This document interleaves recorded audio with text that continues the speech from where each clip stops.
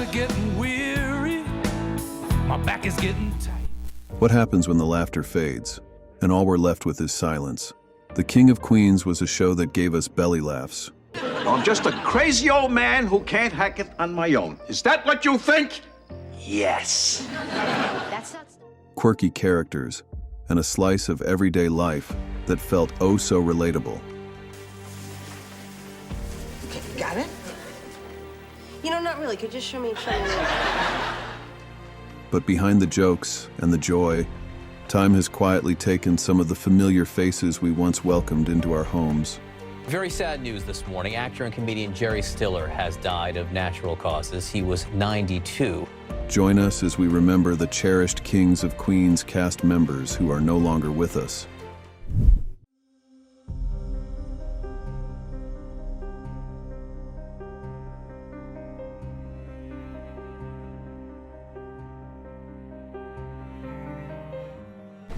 I'm married.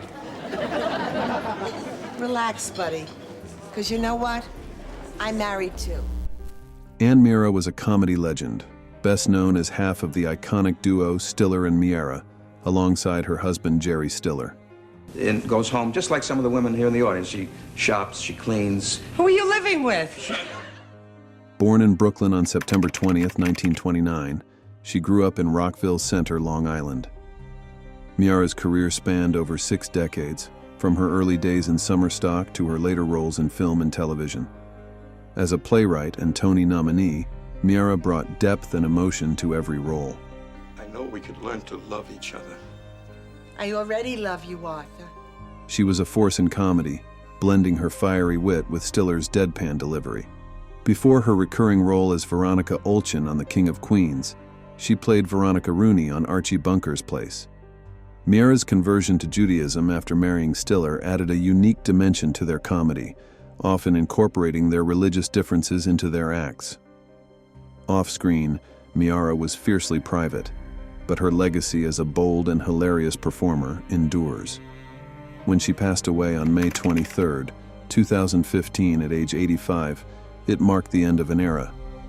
Meara made us laugh without ever playing it safe, leaving behind a legacy as the real deal in comedy. Her impact continues to inspire new generations, ensuring her memory remains vibrant and cherished.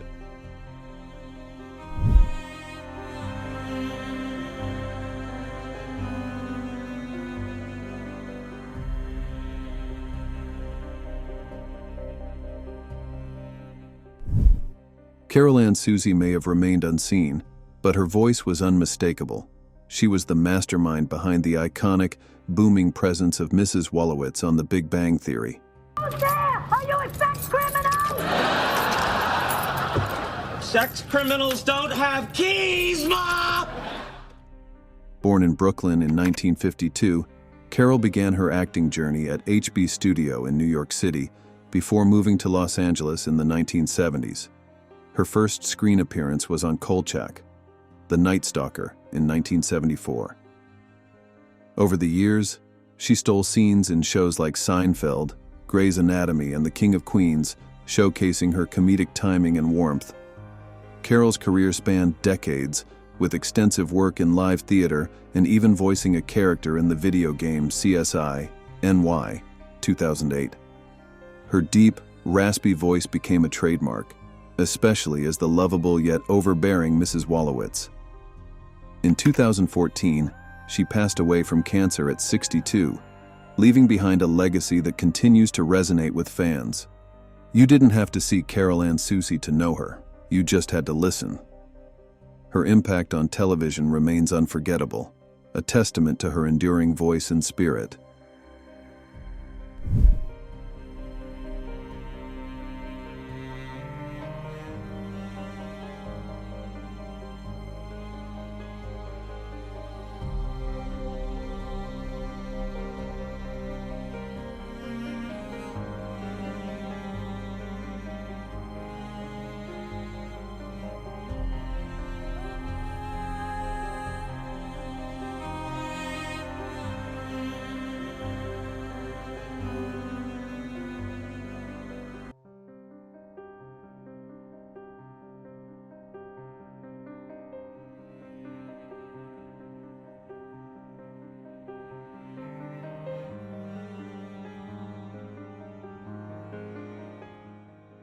have a mind of my own, you know. I can contribute. I'm not just some trophy wife. Doris Roberts was television's ultimate matriarch, sharp-tongued, unfiltered, and unforgettable. Best known as Marie Barone on Everybody Loves Raymond, she redefined what it meant to be a sitcom mom. I'll give you special attention. Born in St. Louis in 1925 and raised in the Bronx by her mother, after her father deserted the family, Doris's career spanned over 6 decades. She began in television with Starlight Theater in 1951 and went on to shine in films like The Honeymoon Killers and National Lampoon's Christmas Vacation. Her dramatic turn in St. Elsewhere earned her her first Emmy. And the Emmy goes to Doris Roberts. Everybody loves Raymond. Roberts was a force on stage and screen, from Remington Steele to Broadway. She took home 5 Emmy Awards and a Screen Actors Guild Award. Off camera, she championed animal rights and spoke out against ageism in Hollywood. She passed away peacefully in her sleep on April 17, 2016, at the age of 90, leaving behind a legacy of memorable performances and contributions to the arts. Her impact remains, a testament to a life spent making noise in the best possible way.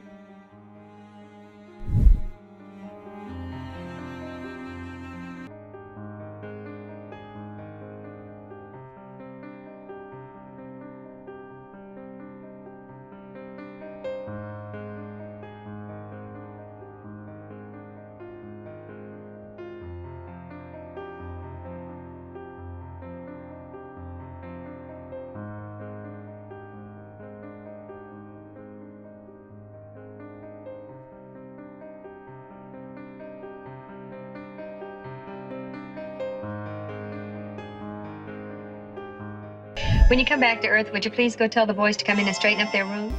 Florence Henderson was America's mom long before the internet coined the term. As Carol Brady on The Brady Bunch, she embodied the perfect blend of warmth and poise, making us believe in the ideal family. Years later, she stole scenes with her unexpected sass in cameos like The King of Queens. Born on February 14, 1934 in Dale, Indiana, Florence was the youngest of 10 children. She began her career on Broadway, starring in musicals like Fanny and South Pacific. Her journey took her from stage to screen, where she became a beloved TV icon.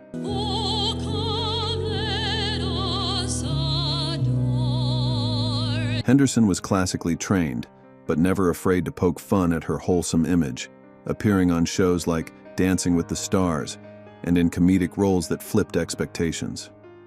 She was also a successful spokesperson for several products and hosted her own shows. Florence became a licensed hypnotherapist later in life. On November 24, 2016, she passed away at 82 due to heart failure, just after attending a Dancing with the Stars taping. Her final bow was full of grace, leaving behind a legacy of warmth and laughter.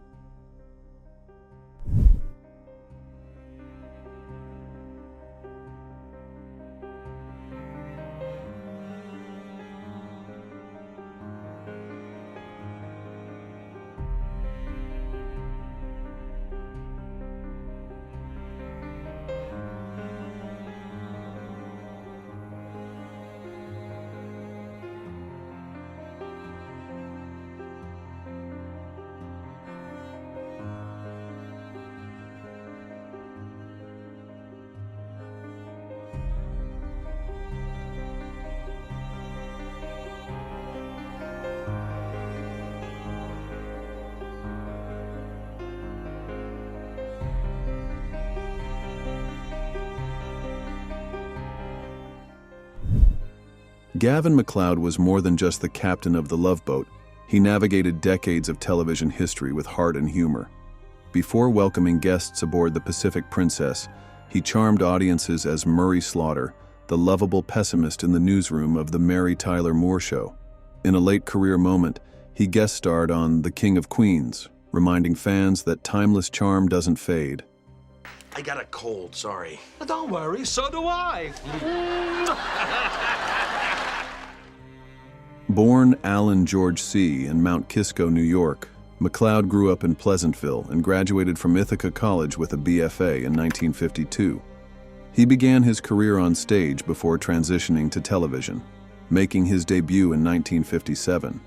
MacLeod served in the U.S. Air Force from 1952 to 1954 and became an evangelical Christian in 1984. He was known for his kindness, professionalism, and a twinkle in his eye, which made him a household name. MacLeod also starred in McHale's Navy and appeared in several films. He earned 3 Golden Globe nominations for his role as Captain Steubing. Despite personal struggles, including alcoholism, he remained a beloved figure.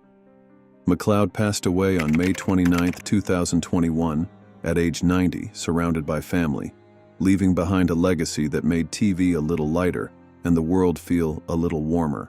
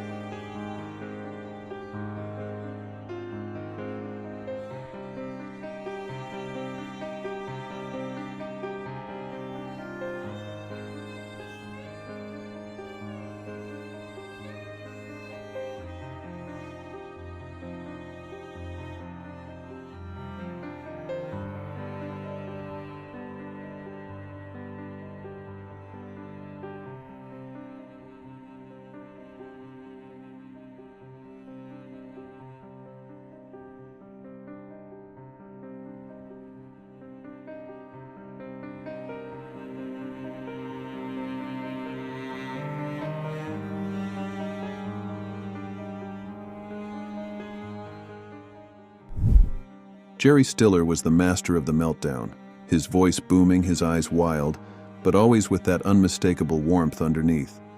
As Arthur Spooner on The King of Queens, I don't beat you. My word against yours, and I can bruise myself up pretty easy. I'm like a ripe banana. he was chaos in a cardigan, stealing every scene with unpredictable outbursts and oddly profound wisdom. Before that, he'd already cemented his legacy as Frank Costanza on Seinfeld, a role he took over from John Randolph, bringing a new level of energy to the character. I'm sitting at home reading a periodical, and this is the call I get? My son is a bootlegger? Ow! As half of the iconic comedy duo Stiller and Meara, alongside his beloved wife Anne, Jerry brought a New York edge to everything he touched. Tough, hilarious, deeply human.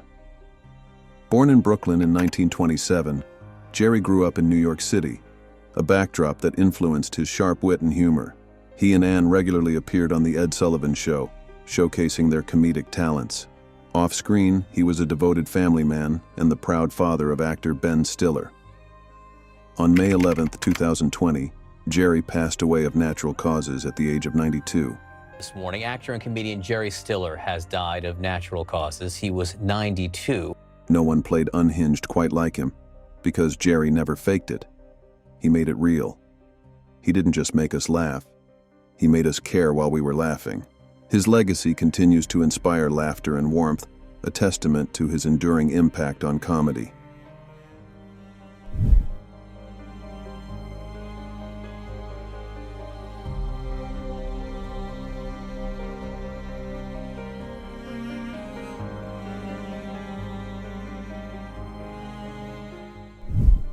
Joe Flaherty was the master of slipping into scenes with a smirk, stealing the show without ever needing to shout for attention. Best known for his work on SCTV and Freaks and Geeks, Flaherty had a unique gift for making the absurd feel strangely real. On The King of Queens, he played a memorable priest, bringing a touch of irreverence to the neighborhood. Out into the dog's mouth. Dog's mouth? Great, now all I gotta do is talk to Spike, and that's a whole ball of wax! Born in Pittsburgh in 1941, Flaherty honed his comedic skills at Chicago's Second City before becoming a staple of Canadian sketch comedy.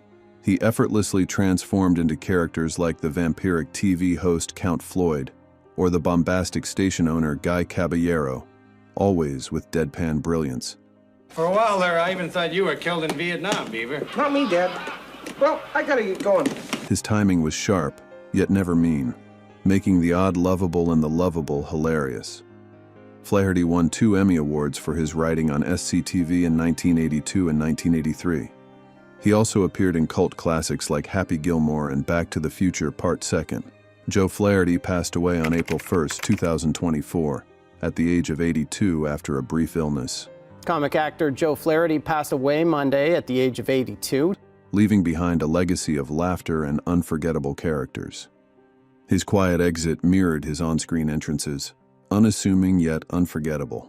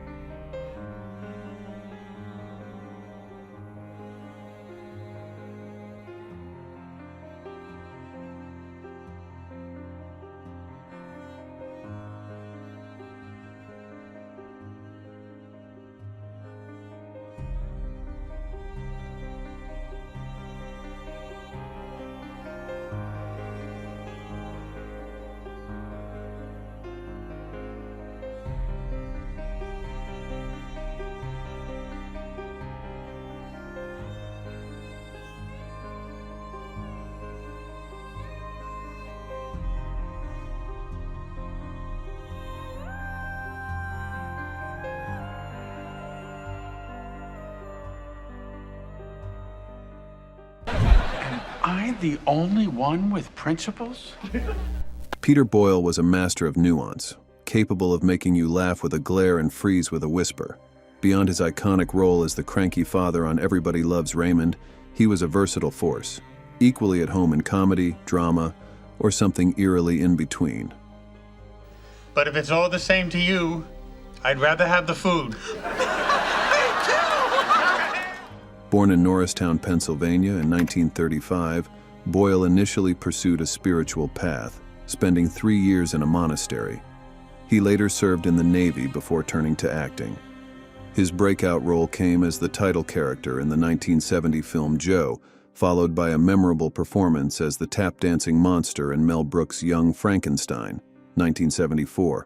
He also starred alongside Robert De Niro in Taxi Driver, 1976. And won an Emmy for his guest role as Clyde Bruckman in The X-Files.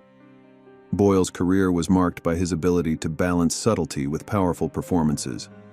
He passed away on December 12, 2006, at the age of 71, leaving behind a legacy as a giant in stillness and a legend in every glance. His impact on film and television continues to inspire, a testament to his enduring talent.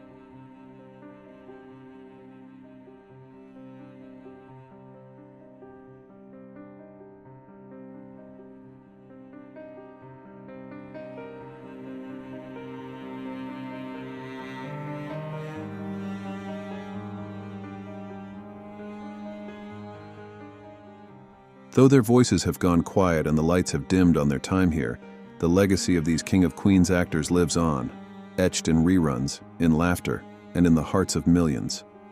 It's strange, isn't it? How a sitcom can leave such a mark, and how the loss of those who made it magical can feel so personal. Which performance touched you the most? Whose memory brings back the strongest wave of nostalgia?